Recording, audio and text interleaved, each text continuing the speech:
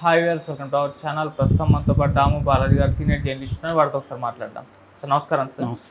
Sir pastor Praveen మృతికి సంబంధించిన ఇష్యూని వైసీపీ క్రిస్టియన్ సెల్ ఇన్ఛార్జ్ అయిన బిన్నిలింగం అనే పర్సన్ మత విద్వేషాలు రెచ్చగొట్టే విధంగా మాట్లాడుతున్నాడు అని చెప్పేసి ఈనాడులో ఒక కథనం వచ్చిందంటే ఈ కంప్లీట్ ఇష్యూని యూజ్ చేసుకొని మత విద్వేషాలు రెచ్చగొట్టి కూటమి ప్రభుత్వానికి ఇబ్బంది తెచ్చే విధంగా వైసీపీ ప్రవర్తిస్తుందని కూడా కథనం అయితే రాస్తుంది సార్. అసలు అతను ఏమన్నాడు, మరి దీన్ని పొలిటికల్గా వాడుకునే ప్రయత్నం ఏమైనా చేస్తున్నారు సార్? మీరేం చెప్తారు దీనికి సంబంధించి? ఇది నాకు కూడా ఆశ్చర్యాన్ని కలిగించింది ఈనాడులో వచ్చిన కథనం. ఎందుకంటే అది అతను మాట్లాడిన బెన్నిలింగం అనే అతను మాట్లాడింది నేను దాదాపు వారం ముందు చూశాను, వీడియోలు చూశాను నేను కూడా. దాని కింద కూడా కామెంట్లు, క్రిస్టియన్స్ కూడా దాన్ని వ్యతిరేకిస్తూ కామెంట్లు పెట్టారు, ఇలా మాట్లాడడం కరెక్ట్ కాదని. అతను ఎప్పుడు మాట్లాడాడంటే రాజమండ్రిలో ఈ అబ్బాయి పోస్ట్ మార్టం జరిగిన రోజు మాట్లాడాడు. ఆ రోజు అతను ఏం మాట్లాడాడంటే, అంటే చాలా మాట్లాడాడు. ప్రధానంగా అబ్జెక్షనబుల్గా ఉన్నవి ఏదంటే, మమ్మల్ని కెలకద్దు మీరు, మేము మంచి వాళ్ళం కాదు, మేము మూర్ఖులం, ఒక క్షణం బైబిల్ పక్కన పెడితే ఊచకోతకు వస్తాం, మాలో ప్రార్థన చేసేవాళ్లే కాదు యుద్ధం చేసేవాళ్ళు కూడా ఉన్నారు, సో మమ్మల్ని మీరు కెలకద్దు అనేది పెట్టాడు. సో దీని కాంటెక్స్ట్ ఏమంటే, అతని ప్రవీణ్ చనిపోవడం, దాని చుట్టూ ఇది హత్య అని చాలామంది నమ్మడం, రాజమండ్రి హాస్పిటల్కి ఎదురుగా ధర్నాలు అవన్నీ చేయడం, ఒక ఆందోళనకరమైన వాతావరణం నేపథ్యంలో ఇతను మాట్లాడాడు. దాన్ని ఆ యాంగిల్లో మనం అర్థం చేసుకో ఫస్ట్ ఆఫ్ ఆల్. కానీ ఇతను మాట్లాడింది అయితే గ్యారంటీగా తప్పది. ఎందుకంటే మేము ఊచకోతకు వస్తాం, బైబిల్ పక్కన పెడితే మేము అది చేస్తాం ఇది చేస్తాం, మేము యుద్ధం చేస్తాం, ఇది రాంగ్. శాంతియుతంగా లా విత్ ఇన్ ద కాన్స్టిట్యూషన్ పోరాటం చేయాలి, మేము దీని గురించి పోరాటం చేస్తామని చెప్పాలి. ఇక్కడ మనం ఫర్ ఎగ్జాంపుల్ హెచ్సి యూనివర్సిటీలో, హైదరాబాద్ సెంట్రల్ యూనివర్సిటీలో విద్యార్థులు శాంతియుతంగా పోరాటం చేస్తున్నారు, దాన్ని సాధించుకోగలిగారు కూడా వాళ్ళు. శాంతియుత పోరాటం అనేది ఇవాళ మర్చిపోతున్నారు జనాలు. మర్చిపోయి ప్రతిదానికి మేము చంపేస్తాం, నరికేస్తాం, ఈ భాష మాట్లాడుతున్నారు. అంటే వీళ్ళకి ఓపిక లేదు. శాంతియుత పోరాటం చేయాలంటే ఎంతో ఓపిక ఉండాలి, కన్సిస్టెంట్గా చేయాలి, త్యాగం చేయాలి. మాటలదేముంది, నోటు నాలిక ఫ్రీ అన్నీ మాట్లాడేసి ఎవరింటికి వాళ్ళు వెళ్ళిపోవచ్చు. ఇది ఎక్కువైంది. ఇప్పుడు పని చేయాలంటే కష్టంగా, నేను మాట్లాడడం ఏముంది, మైక్ ఉంది, మాట్లాడాడు, వెళ్ళిపోయాడు.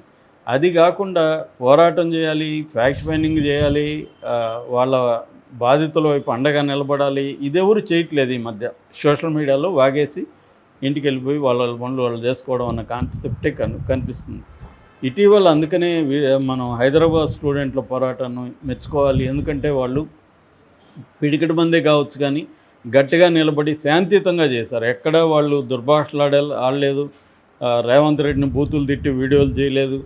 వాళ్ళు గ్రౌండ్లో నిలబడి అక్కడ అడ్డుకోవడానికి ట్రై చేసి అరెస్ట్లు అయ్యి జైలుకి వెళ్ళడానికి నిలబడి చేయడం వల్ల ఇవాళ సుప్రీంకోర్టే సుమోటోగా తీసుకొని దాన్ని ఆపేసే పరిస్థితి వచ్చిందంటే శాంతియుత పోరాటానికి ఉండే ఒక బలం అనేది తెలుస్తుంది. అది చేయకుండా ఇట్లా బెన్నిలింగం లాగా మాట్లాడడం రాంగ్ ఫస్ట్.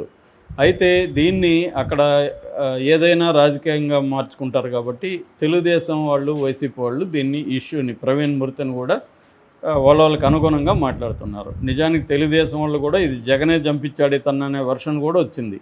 ఎందుకంటే జగన్ని తిడుతూ ప్రవీణ్ వీడియోలు చేశాడు. గతంలో పాస్టర్లకే అతను 5,000 ఇచ్చినప్పుడు కూడా విమర్శించాడు. అందుకని అతను చంపేశారనే వాదన కూడా తెలుగుదేశం వాళ్ళు కూడా చేశారు. అట్లాగే జగన్ తరపున ఉన్న క్రిస్టియన్ బ్యాచ్ కావచ్చు, ఇప్పుడు హర్షకుమార్ కావచ్చు, ఇంకొంతమంది కూడా రంగంలో దిగి ఇది హత్యే అనేది చెప్తున్నారు. కానీ తెలుగుదేశం హత్య చేసిందని కానీ కూటమి హత్య చేసిందని ఎవరు కూడా మాట్లాడలే.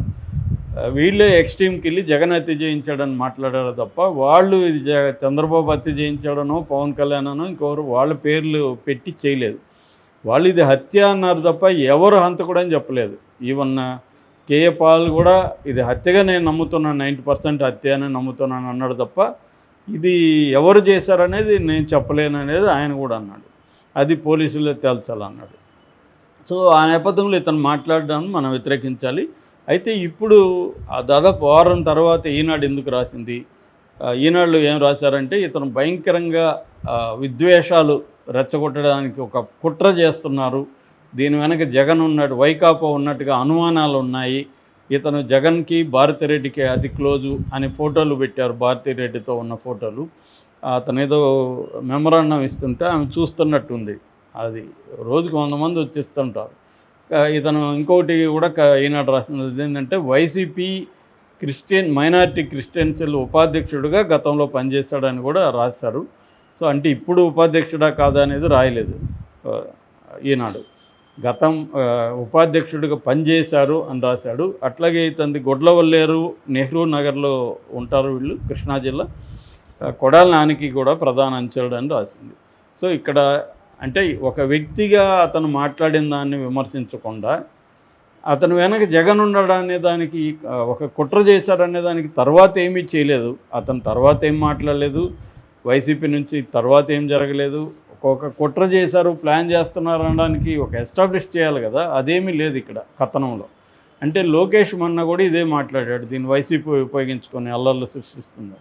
నిజానికి ఎవరు అల్లర్లు సృష్టించడానికి ట్రై చేయలేదు. ఇది మీడియాలో హైప్ వచ్చేసినప్పుడు ఏం జరుగుతుందంటే రకరకాల కథనాలని మీడియా హైలైట్ చేస్తుంది. నిజానికి తెలుగుదేశం మీడియా కూడా ఈ పని చేసింది. తెలుగుదేశం మీడియా కూడా ఇది హత్య అన్నట్టుగా బిగినింగ్లో మాట్లాడింది. తర్వాత వాళ్ళకి పార్టీ నుంచి ఇన్స్ట్రక్షన్స్ రావడం, దీన్ని మీరు యాక్సిడెంట్గా ఎస్టాబ్లిష్ చేయండి అని వాళ్ళకి గైడెన్స్ రావడం, వాళ్ళకి ఫుటేజ్ ఇవ్వడం, వీడి తర్వాత కథనం మారింది. అప్పటికి కూడా ఒక తెలుగుదేశం మీడియా ఛానల్ వెనక నుంచి ఒక ఫోటో తీశారని ఎవరు చెప్పారు? అది తెలుగుదేశం మీడియానే చెప్పింది. వెనక నుంచి ఎవడో ఫోటో తీశాడంటే అర్థమేమి? ఇది హత్య కుట్రనే కదా.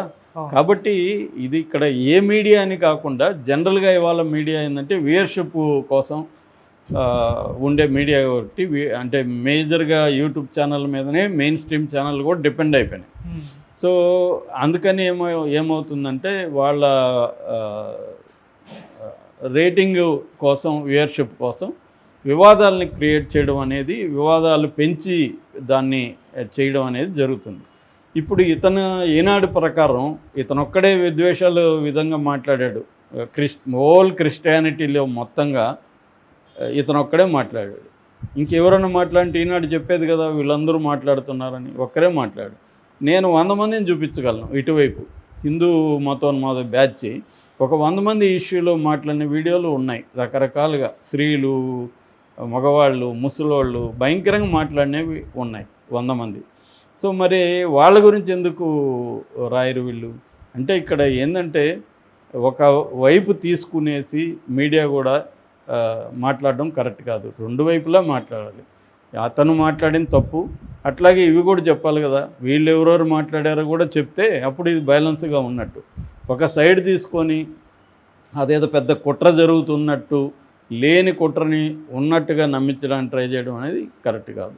నిజానికి పోలీసులు విచారణలో తేలుతుంది యాక్సిడెంట్ అనేది. అంతవరకు నిజానికి అందరూ కూడా సైలెంట్గా ఉండాలి, డిమాండ్ చేయొచ్చు. వాళ్ళని కలుస్తున్నారు. నిజానికి క్రిస్టియన్ సమాజం ఈ ఇష్యూ పట్ల ఓవరాల్గా సమయమే పాటిస్తుంది. ఎవరో కొంతమంది పాస్టర్లు వాళ్ళు కొంత తీవ్రంగా మాట్లాడుతున్నారు తప్ప ఓల్ సమాజం తీసుకుంటే సంయమనం పాటిస్తుంది, ప్రేయర్స్ చేస్తుంది. వాళ్ళ ఇంట్లో వాళ్ళు కూడా ఎంతో సంయమనం పాటిస్తున్నారు. వాళ్ళు కూడా కొన్ని అనుమానాలు బిగినింగ్లో వ్యక్తం చేసిన తర్వాత ఈ ప్రవీణ్ మీద వచ్చిన నెగిటివిటీ చూసి వాళ్ళు కూడా అప్పీల్ చేశారు, మీరు దీని మీద మాట్లాడకండి, గవర్నమెంట్ మీద మాకు నమ్మకం ఉందని చెప్పారు. చంద్రబాబు కూడా దీని పట్ల పాజిటివ్గా స్పందించాడు. ఆయన కూడా